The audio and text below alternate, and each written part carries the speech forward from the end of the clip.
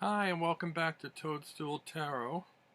I wanted to share with you today a deck I received called The Tarot of Marseille by Pitisci. This is by Vincent Pitisci. It's the back of the box, the tower, the front of the box. It says, The Tarot of Marseille by Pitisci, complete 78 card tarot deck. The most authentic tarot deck in circulation today, the Tarot of Marseille. Complete 78 card tarot deck with 2 additional cards showing keyword tarot card meanings and background about the artist/author. And this is something I really like. First of all, I do like biography cards when they include them with decks. But also, I really love this little keyword cheat sheet card with meanings that comes in here. There's no book, little white book with the deck, and this is handier in many ways than a little white book, although they're single key phrases. But on one side of the card, you get the keyword meanings at a glance. Quick reference list, the 22 majors. You get the number and the name of the card, and then a 1 or 2 word meaning of the card. On the other side, you have the minor arcana, tarot card meanings at a glance. Quick reference list, the 56 minors. They have the cards list aces through kings and the meanings. Then they have the 4 suits, and the suits have a definition for each suit. So in a very brief summary, you have a perfect little guide here to help you read your cards if you're not familiar with tarot. There's a little card here that indicates the business information, the copyright 2019, and he has a YouTube channel, Vincent Pitisci, and a couple of websites, pitisci.com and tarotmaps.com. He sent me this little autograph thank you card that came in the deck, which is really nice. It was inside the shrink wrap, so I'm guessing he must have his own shrink wrap machine at home. It also comes with a little business card. He does tarot mentor or author/artist. I think he does readings, and I mean, he's a professional reader as well as an artist and a designer here. Now, these cards are quite beautiful. I bought them particularly for the color palette because a lot of Marseille decks, I find the colors more garish than I prefer. And these are more muted, subdued colors. They're beautiful colors. They're not faded or washed out. They just have a different hue to them. The backs are a beautiful kind of coffee, sort of latte brown, with a little repeat floral design, and they're not reversible, but I don't do reversals. The color palette is, I would describe, the backgrounds are an ivory color as opposed to stark white, which is a plus to begin with for me, and it's they're limited to a handful of colors, but the colors are softer than we're used to getting. There's a yellow, but the yellow is kind of a dark mustard brown, mustard yellow brown. It's kind of dark, spicy mustard color. The reds are kind of a rust red, sort of very autumnish.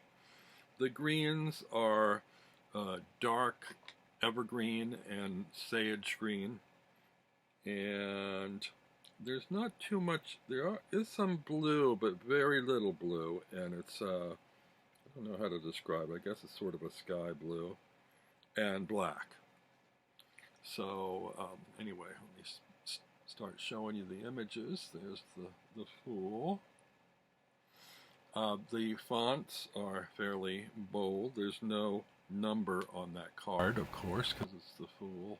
Sometimes they say 0. There's no number on this one. Oh, the cardstock is very good. It's got that wonderful satiny finish to it. Slick and really nice. A little bit of sheen, but not glossy. So, the Magician.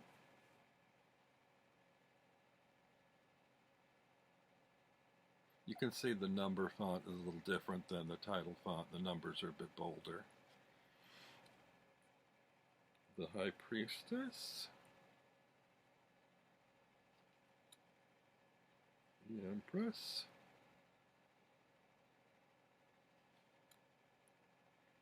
The Emperor. The Hierophant. This is the Lover instead of the Lovers. I think that might be the only change in the deck. The dropping of an S. The Chariot. I love the colors of the horses here, this red and green. Justice.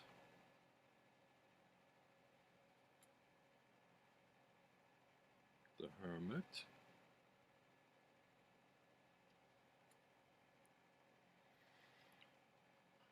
The Wheel of Fortune. Strength.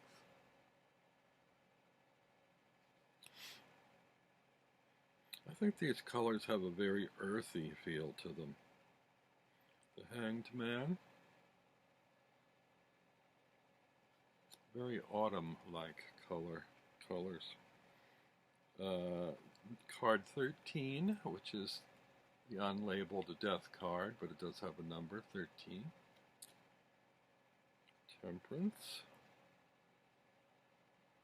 And these use the Roman numerals, string of ones rather than one before the next number. So this is not the usual XIV, it's X and 4 I's. Here is the Devil.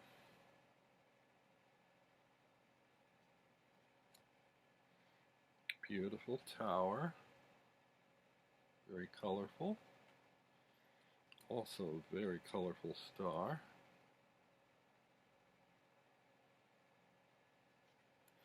I believe this deck was about $45 in the US. That included shipping. And it came pretty quickly. I ordered sometime over the last week. I think it only took maybe 4 or 5 days to arrive, if that. And he lives in a suburb of Chicago. I'm in New York City, so just pretty quick response. He also ships, according to his website, outside of the U.S., but the price jumps from $45 to $60. But the $60 still includes shipping, so I don't think that's too bad. Here we have the Moon, the Sun,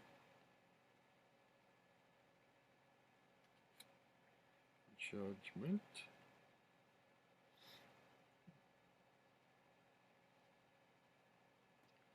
the World,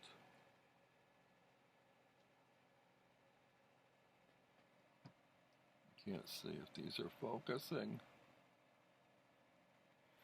The light's crummy. Is that better? A beautiful Ace of Wands. See, I don't know if that's washing out or if it's clear. No matter where I hold it, you get some shadow and you get some too bright light.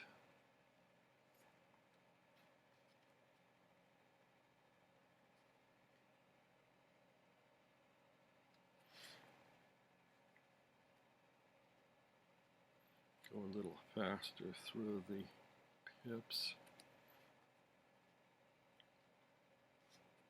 I really like this sage green.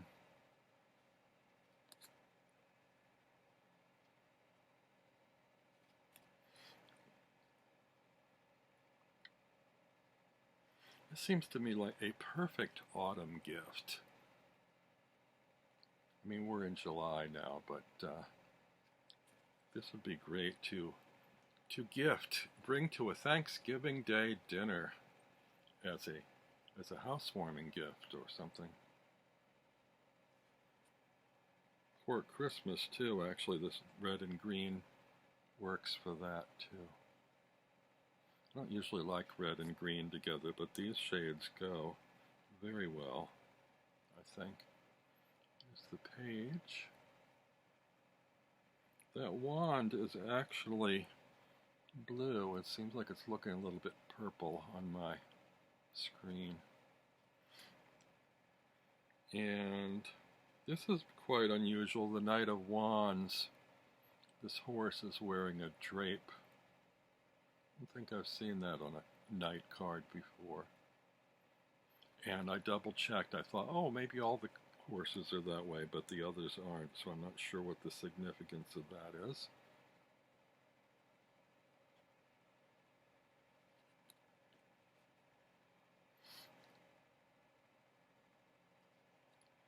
Here we have the Ace of Cups.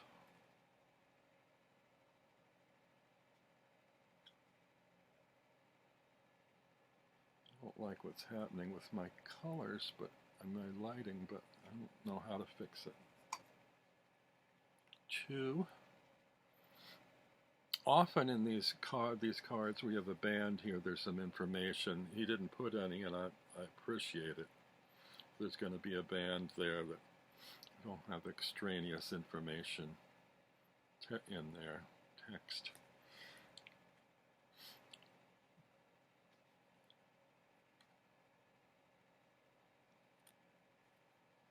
Oops, my cards are slipping and dropping.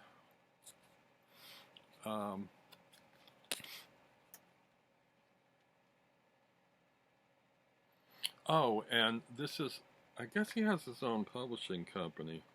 It looks, the box is marked Tarot Maps. Oh, also the box is priced at $30. I guess the $45 on his website is either these are very old decks and the price went up, or that $15 extra is to cover shipping and handling.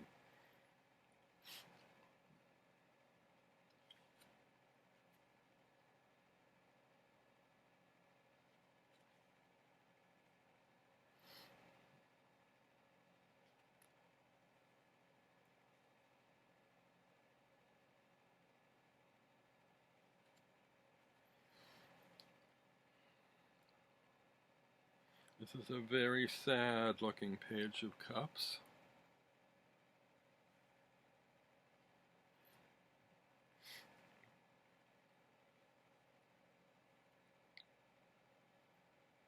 Something odd going on with this Queen of Cups. She has a cape or a drape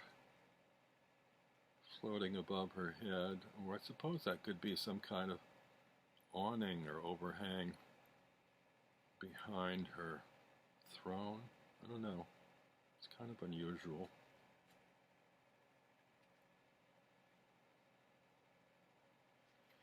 Here we have the Ace of Coins.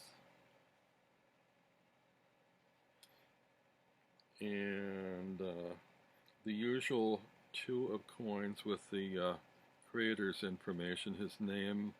I'm assuming it's his birth year, 1969, and the year of publication, 2019.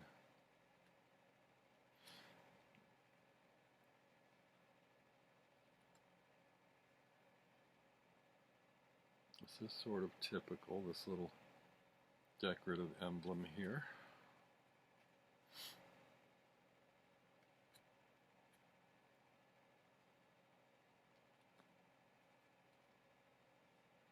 I've been going through waves of interest with the Marseille. I haven't fully embraced it, and I guess I'm still looking for an ideal version or a favorite version. And up to now, my favorite is the Tarot des Ozarks, which is a modern version. I would like one a little bit more traditional, but a lot of the strictly traditional ones I'm not fond of the coloring on. So this might do the trick for me, but we'll see. I'll keep looking. But for now, this is in the number 2 spot, or even the number 1 spot of traditional Marseille for me.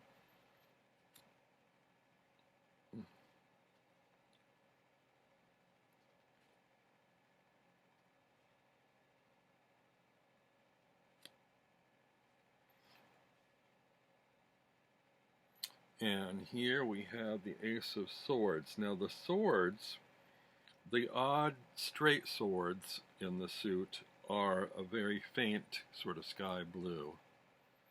The rest of the swords, the curved sabers, are black, which I really like. Black with yellow and red trim. Oh, actually, I misspoke. Here we have the straight sword as a yellow sword. So I guess it was just blue on the ace. Not sure why. No, wait a minute now. On the 7 we have, can't make out in this light if this was a green one or it's a blue. My light is really not good, as you can tell. Now here's one, yellow with a green hilt. And green with yellow hilts and red trim. There's some variety there. This one looks like a bluish green. More green than blue. This looks more blue.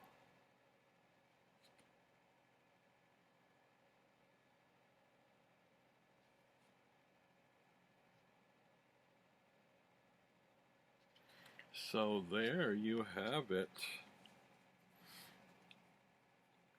Really nice cardstock.